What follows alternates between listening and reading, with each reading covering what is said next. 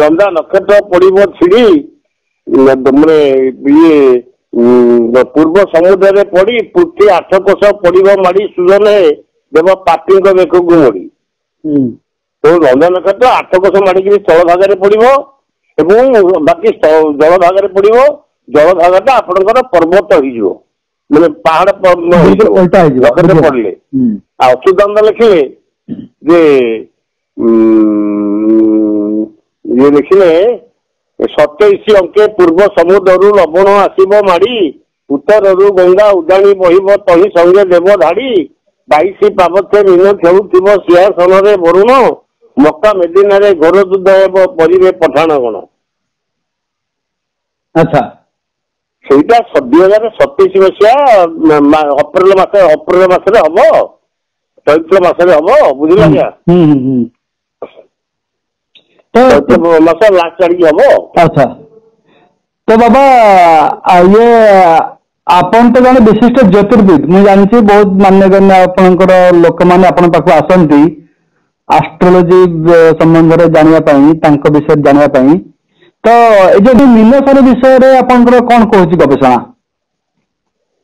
ଶୁଣ, ମୀନ ରାଶିକି ଶନିଶ୍ଚର ଯିବ, ଓଡିଶା ନଷ୍ଟ ଭ୍ରଷ୍ଟ ହୋଇଯିବ। ବଦ୍ୟ ନ ଧରିବ ନାଡିର ଦୋଷ, ନାଡି ଧରିଲେ କରିବ ବା କିସ, ଯେଉଁ ଔଷଧ ବଦ୍ୟ ପୁଣି ଦେବ ମଳୁ ଖାଇଲେ ନିଶ୍ଚୟ ମରିଯିବ। ଆଚ୍ଛା, ମାନେ ଡାକ୍ତର ମାନେ ରୋଗ ଚିହ୍ନି ପାରିବେନି। ମାନେ ଏମିତି ରୋଗ ଆସିବ, ମୀନ ରାଶିକି ଶନି ଯିବ 2024 ଅକ୍ଟୋବର ମାସରେ। 2024 ମସିହା ଅକ୍ଟୋବର ମାସରେ ମୀନ ରାଶିକି ଶନି ଯିବ। ପ୍ରବେଶ କରିକି ପୁଣି ବକ୍ର ହବ, ପୁଣି ବକ୍ର ହେଇକି ପୁଣି ପଶିବ ମାର୍ଚ୍ଚ ମାସରେ, ଏଇଟା ଠିକ ନା? ହଁ, ସେ ଆସିଲେ ମଧ୍ୟ କଣ ହବ ଆଜ୍ଞା, ସେଟା ଦୃଷ୍ଟିଟା ଆଉ ବକ୍ର କଣଟା ଗତିକି, ସେଟା ବକ୍ର ଦୃଷ୍ଟି। ବୁଝିଗଲା। କିନ୍ତୁ ସିଏ ତ ମୀନ ରାଶିରେ ରହିବ ନା, ଦୃଷ୍ଟିଟା ଆଜ୍ଞା କୁମ୍ଭ ରାଶିକି ପଡିବ। ସେଇଟା ହଉଛି ବକ୍ର ଦୃଷ୍ଟି। ଆଚ୍ଛା, କିନ୍ତୁ ବକ୍ର ଗତି ନୁହଁ ଆଜ୍ଞା, ବକ୍ର ଦୃଷ୍ଟି। ହଁ, ବୁଝିଲା। ତାମାନେ ଅକ୍ଟୋବର ଠାରୁ 2.5 ବର୍ଷ ଆଜ୍ଞା, ତେଣୁ ସିଏ 2.5 ବର୍ଷ ପଡିବ। ଆପଣଙ୍କର ହିସାବ କରିଦିଅନ୍ତୁ, 24 ଅକ୍ଟୋବର ମାସ ଛାଡି ଦିଅନ୍ତୁ, ନଭେମ୍ବର ମାସରେ ଗଣନା କରନ୍ତୁ। ନଭେମ୍ବରକୁ ନଭେମ୍ବର 2 ବର୍ଷ ଧରି ଦିଅନ୍ତୁ, ଡିସେମ୍ବର, ନଭେମ୍ବର, ଡିସେମ୍ବର, ଜାନୁଆରୀ, ଫେବୃଆରୀ, ମାର୍ଚ୍ଚ, ଅପ୍ରିଲ। ଆପଣଙ୍କ 27 ମସିହା ଅପ୍ରିଲ ହଉନି କି? ହଁ, ଠିକ ଠିକ ଠିକ, ଯୋଉଟା ଆପଣ କହିଲେ 27 ରୁ ଜଳ ପ୍ରଳୟ ହବ ସେଇ ସମୟରେ, ନାଇଁ କି? ତେଣୁ ହିସାବ କରି କରାହେଇଛି, ଆପଣ ମୁଁ ଭୁଲ କଥା କହୁନି ଆଜ୍ଞା। ଆଚ୍ଛା, ନେମାଳ ଗାଦିରେ ମାନେ 5 ବର୍ଷ ଦେଇକି ପ୍ରବଚନ, ସେ ଗଗନାନନ୍ଦର ବାପା ଯୋଉ ବିବେକାନନ୍ଦ ଥିଲେ, ତା ଅମଳରେ ମୁଁ 5 ବର୍ଷ ଦେଇଛି ଏଠି ଲାଗେ ପ୍ରବଚନ। ଆଚ୍ଛା, ତାପରେ ଏବେ ମଧ୍ୟ 2 ବର୍ଷ ତଳେ ଯାଇଥିଲି, ଆଉ ଥରେ ବି ଯାଇଥିଲି, ବହୁତ ଥର ଦେଇଛି। ବିବେକାନନ୍ଦ ଅମଳରେ ମୁଁ ତା ପୋଥିରୁ ସ୍ୱତନ୍ତ୍ର ନକଲ କରି ଆଣିଥିଲି ଆଜ୍ଞା। କାହା ପୋଥିରୁ? ବିବେକାନନ୍ଦ ଅମଳରେ ଯୋଉ କାଳିକା ଦେବୀ, ଯୋଉ କାଳୀମାତା ଆମ ଯୋଉ ମରିଗଲେଣି, କାଳୀମାତା 2 ବର୍ଷ 3 ବର୍ଷ ମରିଗଲେଣି, ଚାଲିଗଲେଣି ସେ। ସେ ତାଙ୍କର ଏଇ ଯୋଉ ମଝିରେ ଗୋଟେ ଧର୍ମଗାଦି, ହଁ, ସେଇଟା ଇଏ ମଣିଆନସା ଗାଦି। ସେଇ ତାପଟେ ଖେଦାଟା ଥୁଆଇନି କି, ସେ ଗୋଟେ ସିନ୍ଧୁକ ହେଇକିରି ସିନ୍ଧୁକ ଗୋଟେ ତା ଭିତରେ ଅଛି, ଏଟା ଠିକ ଠିକ। ସେଇଥିରୁ ମୁଁ ତାଳପତ୍ର ଗୁଡା ଆଣିକି ଟିପାଟିପି କରିଥିଲି। ଆଚ୍ଛା, ଆପଣ ଟିପିକି ଆଣିଥିଲେ ନା ତାକୁ ନେଇ ଆସିଲେ ସବୁ ସାଙ୍ଗରେ? ନାଇଁ, ମୁଁ ଟିପି ଆଣିଥିଲି, ସେ ପୋଥି ଦବାକୁ ରାଜି ହେଲିନି ପରା। ଆଚ୍ଛା ଆଚ୍ଛା, କିନ୍ତୁ ଆପଣଙ୍କ ପାଖରେ ଯୋଉ ପୋଥି ଅଛି ସେ ସବୁ କୋଉଠି ପାଇଲେ ଆପଣ? ମୁଁ ଏ ସଂଗ୍ରହ କରିଥିଲି ଇଆଡୁ ସିଆଡୁ, ସେଇ ନେମାଳ ପୋଥିଟା ସବୁ, ଆଉ କୋଉଠୁ ପୋଥି ଆଣିବି କୋଉଠୁ? ନାଇଁ, ଯୋଉ ଓରିଜିନାଲ ପୋଥି ଯୋଉ ଅଛି ଆପଣଙ୍କ ପାଖରେ? ଏମିତି ବହି ଗୁଡା ନେବେ ନା, ଆଉ ସେ ପୋଥି ଅଲଗା ପୋଥି ଆଜ୍ଞା। ଆଚ୍ଛା, ହଉ। ଆଚ୍ଛା ଆଚ୍ଛା, ଏ ଯୋଉ ମୀନଶନି କଥା କହିଲେ, ଆଉ ସବୁ କଣ ହବ ଏଇ ମୀନଶନି ସମୟରେ? ଆଉ ସବୁ କଣ ହବ ମୀନଶନି ସମୟରେ? ଆପଣଙ୍କର ଭୂମିକମ୍ପ ହବ। ଭୂମିକମ୍ପ ତ ଏବେ ବି ହଉଛି। ବାତ୍ୟା ବି ହବ, ବତାସ ହବ, ବାତ୍ୟା ହବ, ଯେମିତି ଆପଣଙ୍କର 1999 ମସିହାରେ ହେଇଥିଲା। କୋଉଠି ପାରାଦୀପ ଏରିଆରେ, ଜଗତସିଂହପୁର ଏରିଆରେ ହେଲା। ଆପଣଙ୍କର ସେ ଏରିଆର ଲୋକ ଥଟ୍ଟା କରୁଥିଲେ କି ମୁଁ ଯୋଉ ପ୍ରବଚନ ଦେଲି। ଆପଣ ପୁରୀରେ ଯୋଉଟା ପ୍ରବଚନ ଦଉଥିଲେ, ନାଇଁ ମୁଁ ଯୋଉ ପ୍ରବଚନ ଦେଲି 1999 ମସିହା ଦଶହରା ଦିନ ରାଉରକେଲାରେ ସେ ମଝିରେ ଯାଇ ଠିଆ ହେଇଗଲେ, ଠିଆ ହେଇକି ଆପଣ ପ୍ରଶ୍ନ କଲେ, ମଝିରେ ଠିଆ ହେଇକି ଯୋଉ କହିଲେ କେତେ କଥା ଏଠି ହେଲା ଏରିଆଟା ନଷ୍ଟ ହେଇଯିବ। ସେ ଜିଦି କଲା ଯୋଉ ଏବେ ଘଟିଲା ନାହିଁ 2.5 ମାସ ପରେ 1999 ମସିହା ଦଶହରା ଦିନ କିନ୍ତୁ ରାଉରକେଲା ବାସନ୍ତୀ କଲୋନୀରେ ଦଉଥିଲି ପ୍ରବଚନ। ସେଠି ପୋଲିସ ଥିଲେ ଚାକିରି କରିଥିଲା ତ ଯାଇକି ଯୁକ୍ତି କଲା ସେଠି ପୁଣି ହେଲା ମାନିଲା ପୁଣି ଘର ଠିକ ମୋର ଆସିଲା କଣ ହେଲା ନହେଲା ଭୁଲ ହବନି ଆଜ୍ଞା ମୁଁ ମିଛ ମାଳିକା କହୁନି। ନାଇଁ ନାଇଁ ଆପଣ ଏଇ ଯୋଉ ଅନେଶତ ମହାବାତ୍ୟା ହବ ବୋଲି ଆପଣ ଏ କ୍ଷେତ୍ରଟା କୋଉଠି ପାଇଥିଲେ କୋଉଠୁ? ସେଟା ବହିରେ ବି ଅଛି। ବହିରେ ବି ଅଛି କଣ ଲେଖା ହେଇଛି? 3 ନବ ଦେବେ ବର୍ଷ ବୋଲାଇବ ମହା ବୃତ୍ତିପାତ ହେବ ଥୟ ନୁହେଁ 3 ନବ ଥୟ କଲେ କେଟାକୁ ରଖିବ ରାମଚନ୍ଦ୍ରରେ। 3 ନବ କହିଲେ 1999 3ଟା 9 ଅଛି। ବୁଝିଲେ ଆଜ୍ଞା? ଆପଣଙ୍କର ସେଠି ଲେଖା ହେଇଛି ଆପଣଙ୍କର କୁଜଙ୍ଗ ଅଞ୍ଚଳ ଜଳେ ବୁଡିଯିବ ନୂପ ସିଂହାସନ ଯିବ ପାରାଦୀପ ଠାରେ ଆମ୍ଭର ସମାଧି ସେଦିନ ପୂଜା ପାଇବ। ଯୋଉ ଉଦୟବଟ କଥା ଲେଖା ହେଇଛି। ମୁଁ 19 ମସିହାରେ ଯୋଉ କଥା ପଢିବି ସେଠି ୟାରି ଉପରେ ଯୁକ୍ତି କଲା ନା ଆଉ ମୁଁ କହିଲି କୁଜଙ୍ଗ ଅଞ୍ଚଳ ଜଳେ ବୁଡିଯିବ ନୂପ ସିଂହାସନ ଯିବ ପାରାଦୀପ ଠାରେ ଆମ୍ଭର ସମାଧି ସେଦିନ ପୂଜା ପାଇବ। ତା ପୂର୍ବରୁ କଣ ପୂଜା ପାଉନଥିଲା? ଯୁକ୍ତି କରିଥିଲା। ନାଇଁ ତା ପୂର୍ବରୁ କଣ ପୂଜା ପାଉନଥିଲା? ଆଜ୍ଞା ଏ ଯୋଉ ପାରାଦୀପ ପାଖେ ଯୋଉ ଆପଣ ଯୋଉ କହୁଛନ୍ତି ଆମର ସମାଧି ସେଦିନ ପୂଜା ପାଇବ ତାପରେ ତା ପୂର୍ବରୁ କଣ ପୂଜା ପାଉନଥିଲା? ଡାକିଲେ ଅଚ୍ୟୁତାନନ୍ଦଙ୍କୁ ଡାକିଲେ ଶିଶୁନନ୍ଦଙ୍କୁ ଡାକିଲେ। ଆପଣଙ୍କର ସେଠି ଯୋଉ ଅନନ୍ତ ବଟ ଅଛି ଜାଣିଥିଲେ ନା ନାଇଁ?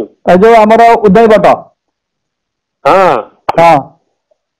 ସେଗୁଡାକ ସେ ବହୁତ ସେ ପଞ୍ଚଯାକ ଏରିଆ କହିଲେ ଏଠି ବହୁତ ଜାଗାରେ ସେ ଘର କରି ଧର୍ମ ପ୍ରଚାର କରୁଥିଲେ ନାମ ପ୍ରଚାର କରୁଥିଲେ।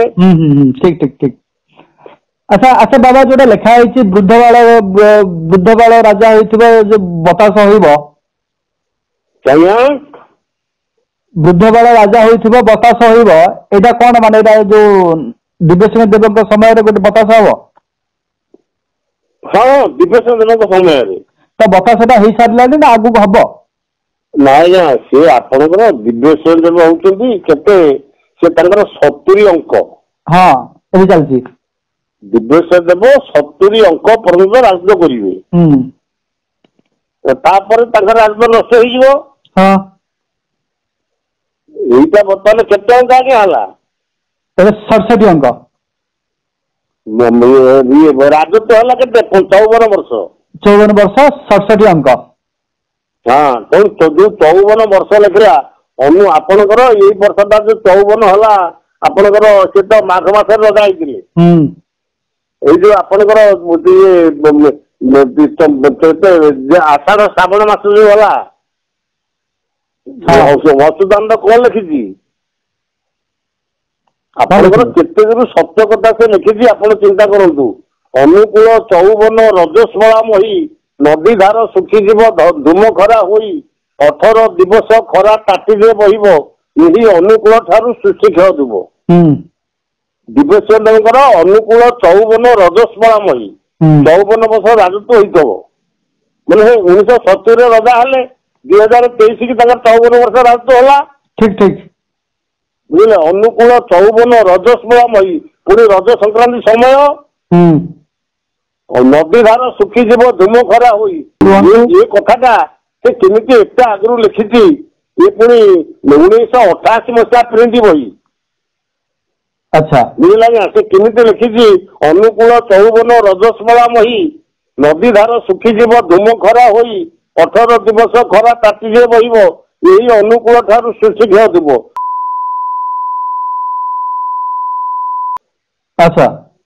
ଯେତେବେଳେ 70 ଅଙ୍କ ହବ ଆପଣ ଚିନ୍ତା କରନ୍ତୁ ମାନେ 70 ବର୍ଷ ରାଜତ୍ୱ ଯେତେବେଳେ ହବ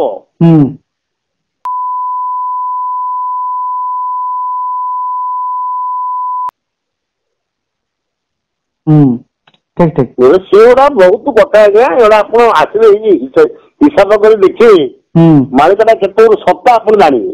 ନା ନା, ଏଇ ଯୋଉ ନିଶ୍ଚିତ ଭାବରେ ମାଳିକା ଦଉଛନ୍ତି ବହି ଦେଖିକିରି ଏଗୁଡା ମିଛ ହଉଛି, ଅଙ୍କ ହିସାବ ତାଙ୍କୁ ଜଣା ନାହିଁ, ଯାହା ଫଳରେ ମହାପୁରୁଷ ମାନଙ୍କର ବଦନାମୀ ହଉଛି।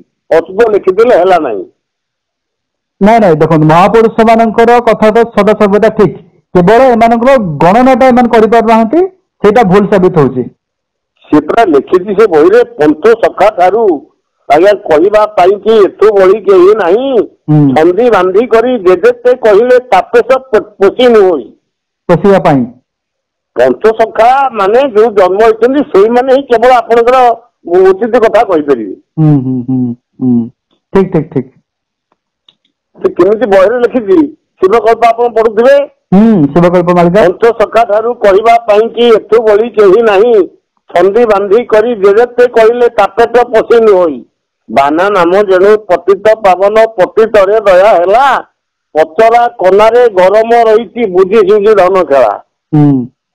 ଏ ଯୋଉ 7 ଦିନ ପାଖରେ ଯୋଉ ଅନ୍ଧାର, ସେଇଟା ପୁଣି କେବେ ପୁଣି ହବ? ଏଇ 7 ଦିନ 7 ରାତି ଅନ୍ଧାର ହବ। ହଁ, ସେଟା କେବେ ହବ? ଆପଣଙ୍କର 26 ମସିହାରେ। 26ରେ ହବ? ହଁ। 26 କେମିତି କଣ ପ୍ରମାଣ ଦଉଛି 26 ବୋଲି ଆପଣ କହୁଛନ୍ତି? ଆଜ୍ଞା, ଏ ଯୋଉ 2026 ବୋଲି ଆପଣ କହୁଛନ୍ତି, କଣ ମାଳିକା ପ୍ରମାଣ ଦଉଛି? 26 ଅଙ୍କ ନା ଆପଣଙ୍କର ତୃତୀୟ ବିଶ୍ୱଯୁଦ୍ଧ ଆରମ୍ଭ ହେଇଯିବ, ସେତେବେଳେ ହବ ନା 7 ଦିନ ଅନ୍ଧାର, ଆଗରୁ କେବେ ହବ? ଆଚ୍ଛା, ଯୁଦ୍ଧରେ କଣ ଯୋଉ ବମ୍ ଫମ୍ ପଡିବ ସେ ସମୟରେ, ସେଥିପାଇଁ ହବ ନା କଣ? ହଁ, ସେ ତ ମହାପୁରୁଷଟା କରିବେ, ସ୍ୱତନ୍ତ୍ର ଭଗବାନ ସଂହାର କଥା ତାକୁ କରିବେ ଆଉ। ନାଇଁ ନାଇଁ ନାଇଁ, ଏଟା ମାନେ ଏଟା ପ୍ରକୃତିଗତ ହବ ନା ମନୁଷ୍ୟକୃତ ହବ? ଆଜ୍ଞା, ଏଇଟା ପ୍ରକୃତିଗତ। ପ୍ରକୃତିକୃତ ହବ। ସୂର୍ଯ୍ୟ ଦେଖାଦେବେନି ପୁରା। ଆଚ୍ଛା ଆଚ୍ଛା, 26ରେ ଏଟା ହବ। ଆଚ୍ଛା ଆଚ୍ଛା, ବୁଝିଗଲା ବୁଝିଗଲା। ହଉ ହଉ, ପ୍ରଣାମ, ଜୟ ଜଗନ୍ନାଥ। ହଉ ହଉ।